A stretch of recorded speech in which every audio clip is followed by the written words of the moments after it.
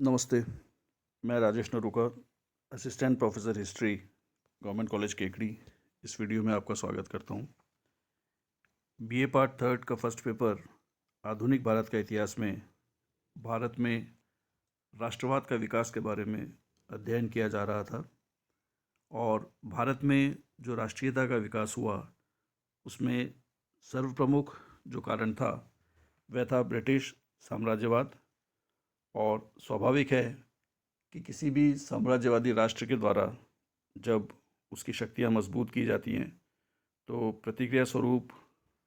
उस राष्ट्र में राष्ट्रीयता की भावना का विकास होता है। और ऐसा ही भारत में हुआ। ब्रिटिश सरकार की विभिन्न नीतियों के कारण भारत में राष्ट्रीयता की भावना विकसित हुई और उन्हीं में से एक कारण था लॉर्ड लिट्टन की प्रतिक्रियावादी नीति। लॉर्ड लिट्टन के शासनकाल में ऐसे कई प्रशासनिक परिवर्तन हुए जिनके कारण भारतीयों में राष्ट्रीयता की भावना विकसित हुई। लॉर्ड लिट्टन के ही शासनकाल में जो भारतीय प्रशासनिक सेवा है उसमें प्रवेश की आयु को 21 वर्ष से घटाकर 19 वर्ष किया गया। और क्योंकि इस आयु तक अधिकतर भारतीय इस परीक्षा के लिए एलिजिबल नहीं हो पाते थे, इसीलिए ऐसा माना गया कि यह कदम इसीलिए लिया गया है ताकि कम से कम भारतीय इस परीक्षा में शामिल हो सकें और उनके प्रशासक बनने की संभावनाएं कम हों। लिट्टन के शासनकाल में ही आर्म्स एक्ट पारित हुआ और इस आर्म्स एक्ट के मुताबिक भारतीयों को विभिन्न प्रकार के हथियार रखने के लिए पाबंद किया गया। यानी वो किसी भी प्रकार के जो हथियार हैं वे नहीं रख सकते थे, जबकि इस प्रकार की कोई भी पाबंदी अंग्रेज़ों पर नहीं थी। जिस समय लॉर्ड लिट्टन भारत में वाइसरॉय बनकर आया उस समय दक्षिण भारत में एक बहुत बड़ा अकाल आया था, लेकिन उस अकाल में विभिन्न प्रकार से धन संपदा एकत्रित करने के बजाय उसने दिल्ली में एक विशाल दरबार का आयोजन किया जिसमें बहुत अधिक धन व्यय किया गया। और उसकी इस क्रिया से भी भारतीयों में असंतोष की भावना विकसित हुई। उत्तर पश्चिमी सीमा पर अंग्रेज़ों के द्वारा विभिन्न आक्रमण किए गए, जिसके लिए सेना में और अधिक भर्ती की गई और सेना पर अत्यधिक धन व्यय किया गया। इन युद्धों से भारत को किसी भी प्रकार का लाभ नहीं था। इससे केवल जो ब्रिटिश राष्ट्र है उसकी सीमाएं बढ़ रही थी और ब्रिटेन की शक्ति बढ़ रही थी। और इस प्रकार के युद्धों में किसी भी प्रकार की जो लाभ हैं वो भारत के लिए नहीं थे और धन जो है वो अत्यधिक भारत का ही व्यय किया जा रहा था। और इसीलिए लॉर्ड लिट्टन की जो यह क्रिया थी इसका भी विरोध हुआ। लॉर्ड लिट्टन के शासनकाल में जो रीजनल न्यूज़पेपर्स थे उनकी संख्या बहुत अधिक थी और इन रीजनल न्यूज़पेपर्स के लिए वर्नाकुलर प्रेस एक्ट जो है वो पारित किया गया। यानी जो भी वर्नाकुलर लैंग्वेजेस थी या रीजनल लैंग्वेजेस थी उनमें प्रकाशित होने वाले समाचार पत्रों के लिए ये आवश्यक कर दिया गया कि उनमें छपने वाला कोई भी समाचार पहले प्रशासकों को दिखाया जाए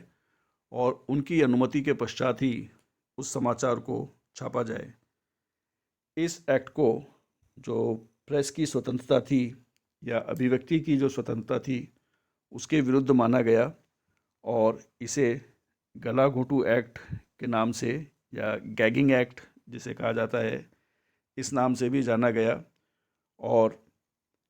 ऐसा कोई भी रेस्ट्रिक्शन जो है वो अंग्रेज़ी भाषा के समाचार पत्र पर नहीं था और केवल रीजनल न्यूज़पेपर्स में इस तरह के एक्ट के पीछे ब्रिटिश शासन की जो मंशा है वो यही थी कि सभी समाचार पहले सेंसर हों और उसके बाद ही समाचारों को छापा जाए ताकि भारतीयों में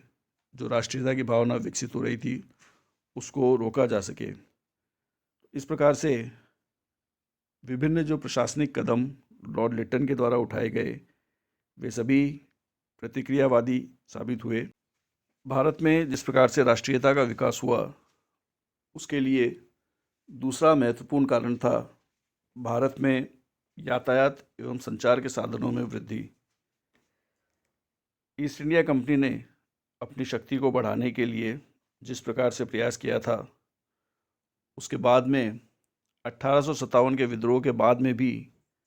ब्रिटेन की महारानी ने उसी प्रकार से अपनी शक्ति का विस्तार करने के लिए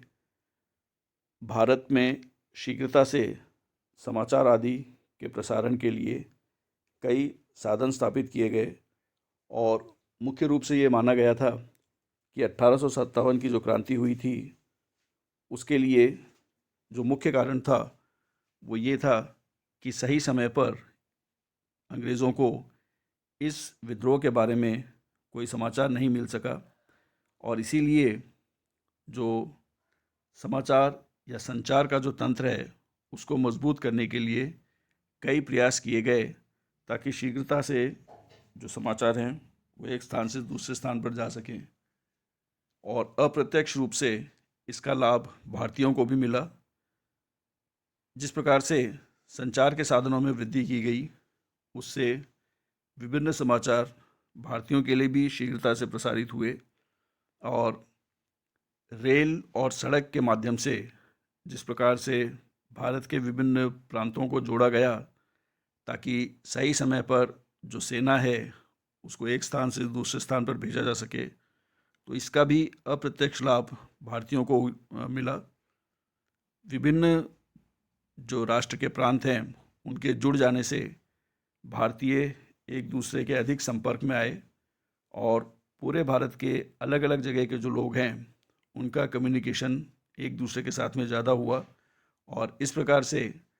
अलग अलग प्रदेशों के जो विचार है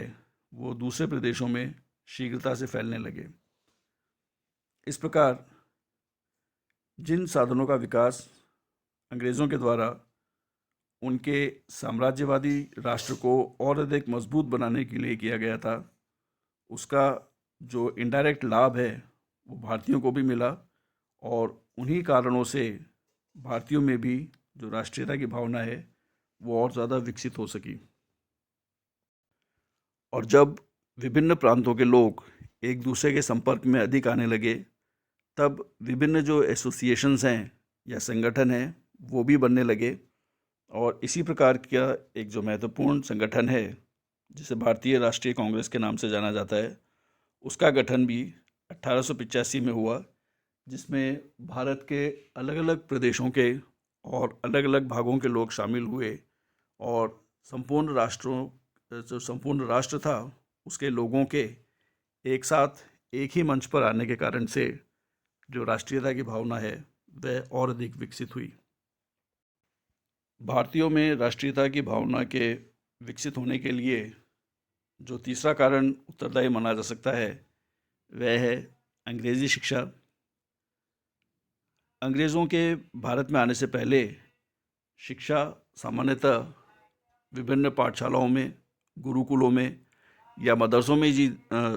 में दी जाती थी, जहाँ पर जो अधिकतर कंटेंट होता था वो धार्मिक हुआ करता था और यह कहा जा सकता है कि धार्मिक शिक्षा मुख्य रूप से दी जाती थी। लेकिन अंग्रेज़ों के भारत में आने के बाद में वेस्टर्न एजुकेशन या जिसको सेकुलर एजुकेशन भी कहा जाता है वो प्रारंभ हुई और इस पाश्चात्य शिक्षा में धर्म का स्थान सेकेंडरी था और इसमें नवीन जो विषय हैं जिनमें विज्ञान और भाषा और गणित आदि सम्मिलित थे, यह शिक्षा दी जाने लगी। हालांकि इस शिक्षा को दिए जाने के पीछे भी उद्देश्य यही था कि भारत में ऐसे लोगों को तैयार किया जाए जो कि विभिन्न नौकरियों में और मुख्यतः क्लरिकल पोस्ट के ऊपर यहीं से भारतीय जो हैं इन सेवाओं के लिए उपलब्ध हो सके। और यह जो पाश्चात्य शिक्षा थी उसे भारत में प्रारंभ करने में सबसे अधिक योगदान लॉर्ड मैकाले का था, जिसके लिए ये माना जाता है